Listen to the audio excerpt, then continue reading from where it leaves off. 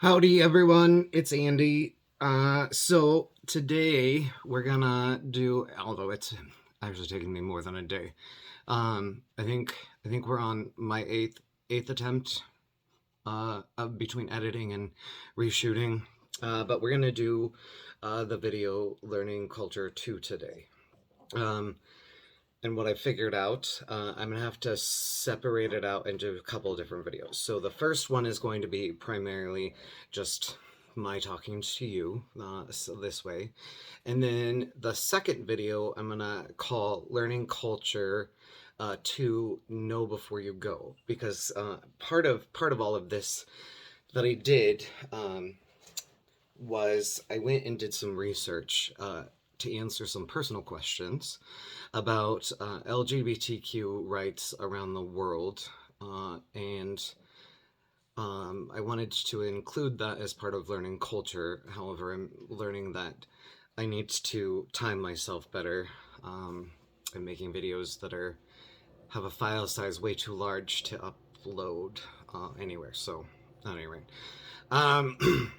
some things that I did want to let you know, some idiosyncrasies, I guess, um, from the other video that I noticed when I watched it back. I did that so that I could refresh in my brain where I was going and what I was thinking. So I stand behind what I said. I think in this day and age, it is much easier than it used to be to learn another culture, learn about other cultures, um, because of the internet. We have a great deal more access to information than we used to at our fingertips without even have to leave home. So that being said, I noticed that I don't like making eye contact with the camera. Part of that's because I sitting here talking to a camera is like sitting here talking to a room full of people to me. That's the anxiety that I get as we move through that. I trying to fix it. The other thing is I talk a lot with my hands, so I got to learn how to sit on my hands while I'm recording a video. And three, enunciation evidently was poor. In the other video, that's also due to a little bit of anxiety. I can get to rambling and talking faster just because I don't. I'm not completely comfortable, so that's how that works. And I apologize. As I was sitting at who was having a seizure when they were recording the video. Evidently, I couldn't sit still to save my life. I apologize for that. So this one is a little more steady as we move along. So I grew up, as I said, it's Washtenaw, Washington. If you feel that you want to get on Google Maps and do a little exploration, Ritzville is a good 100 miles west of Spokane, and then 30 miles south of that, in the southeast corner of Washington, is a little farm town called Washtenaw. It is definitely smaller now than what it was when I was growing up. Their grocery store and their drugstore closed down. I think the only thing relatively available is a post office and a bank, if it's still a bank, um, and a gas station. Are really the only things there anymore. So Washtenaw was a school, grades K through 12. We were all in one building, and it was that that's the culture that I was brought up in, was middle America farm community, predominantly white parents, both of them fairly conservative and not really liberal whatsoever. So we'll make some other videos about my time in Washtenaw and what made that trying. also, a little more information about me. We'll make some other videos, kind of give you some information of who Andy is and what makes Andy the person he is today. So we'll stay tuned for those. But culture, in its own right, to learn about something different, especially in the early '90s, you had to go to the library. That was your access to information um, outside of you and your parents, so to speak. Um, or if you were lucky, like we were lucky, we had an encyclopedia set at home that allowed us to navigate. Hold on, my dog is going crazy. This is Zoe. This is my little love bug. We've been together, what, 10 years? I think 10 years now. So, at any rate, that is my thought about why learning. You don't really have to go anywhere to learn culture these days, because you have the internet. You have the wealth of information at your fingertips. I also want to say that culture isn't just related to our difference in ethnicity. Obviously, my white comrades and I'm going to have a different culture to someone that is straight, and the word that I wanted to use is skipping my mind, but so as being a gay man, I'm going to have a different culture, different ideas that fit into my life than a straight cis white man. And that's something else that we need to take into consideration when we're looking at culture. So Oxford defines culture as the custom, arts, social institutions, and achievements of a particular nation, people, or other social group. So that being said, everyone has their own, main culture, but we all have subsects of that culture. So my sleeping with men versus sleeping with women, that's a subsect culture within my life that there are going to be varying differences.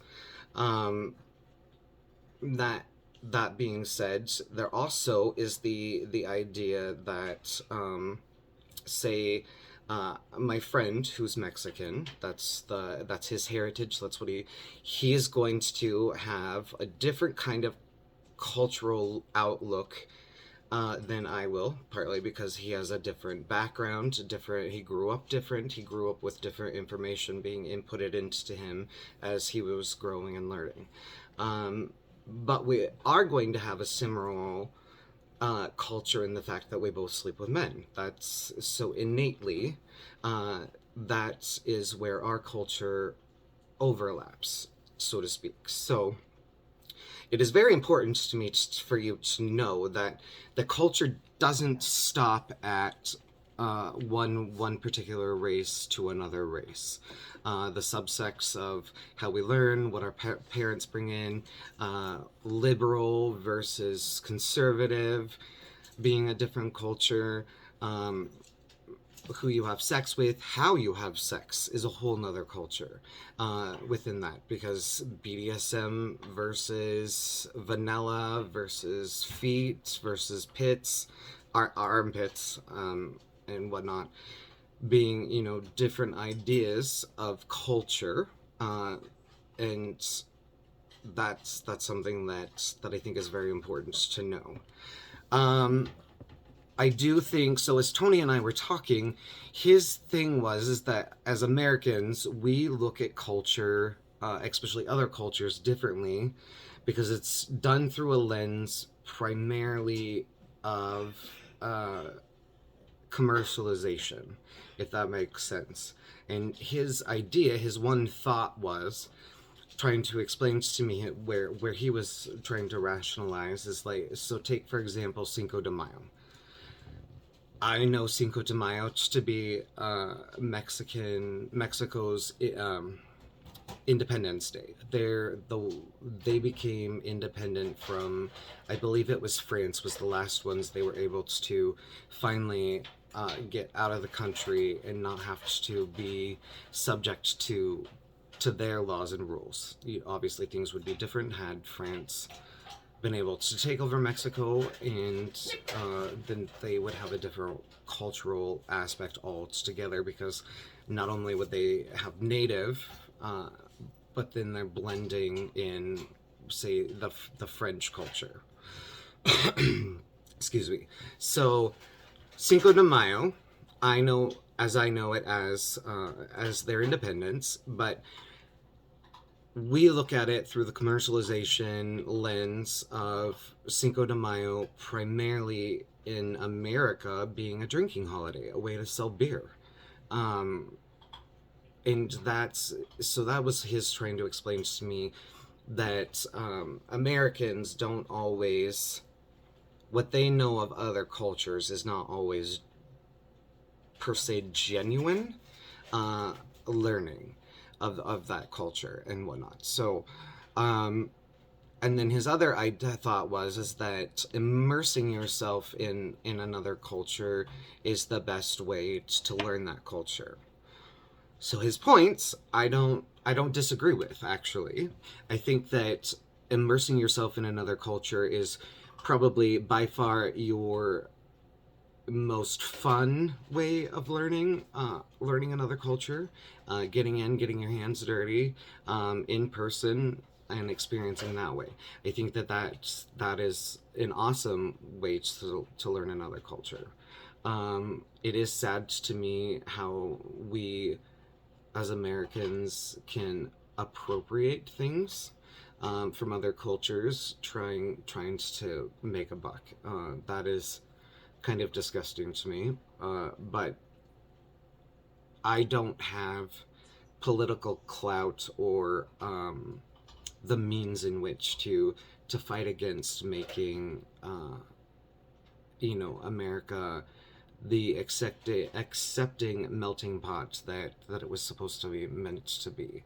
I think that a lot of Americans forget who we stole land from, and in our appropriations of those cultures.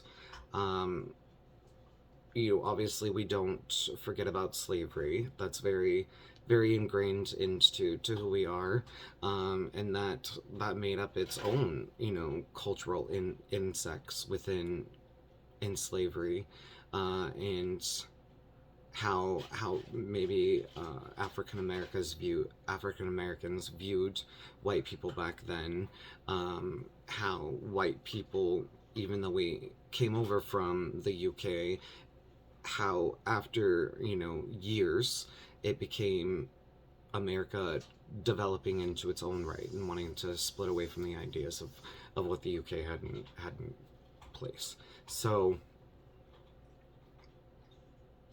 that is, I guess, that's my idea of learning culture, and why I kind of think what I think, and where I'm at. I do think that most anything that you find to be your personal core value can be then interpreted as a sect of what your cultural identity is. And it is definitely, as I said, worth noting that the culture isn't just race to race, that there are so many things that make up different cultures, and you just have to be willing and open-minded to learn those different cultures. No one says that you have to subscribe to other cultures. No one says that you're, just because you belong to a group or you identify with a group doesn't mean that you have to believe in what you or others think that culture is, if that makes sense. So that then bleeds into, I guess my own personal culture. So, the subsex, I'm white, I'm a cis male, I'm gay, I'm a bear, although I will tell you, I still, for a very long time, railed against being called a bear, being part of that world, that just, it wasn't something that I wanted to identify with. It wasn't what I wanted to be seen as. And it took a long time to come full circle to where, you know, realistically, what it is. What happened? What it is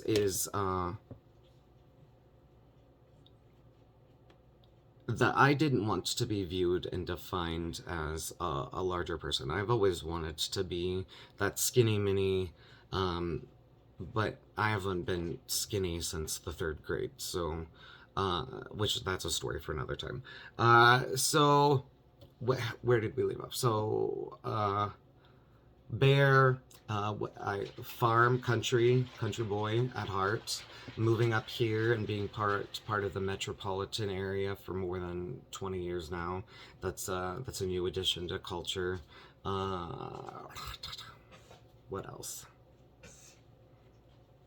I mean, there's probably a shit ton more that makes up my culture and who I am, but I think for the time being that should give you an idea of what I'm trying to accomplish and how you can figure out learning different cultures on your own.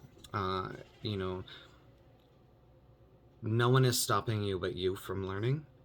If you want to learn, you would make it a priority to do so. Which that's what that leads into, I guess, the second video is that there were some curiosities that I had as to what information that I knew from what I think 20 years ago, and then even in the last 10 years, different information presenting to LGBTQ folks on panels is not new to me. That's something that I've done before.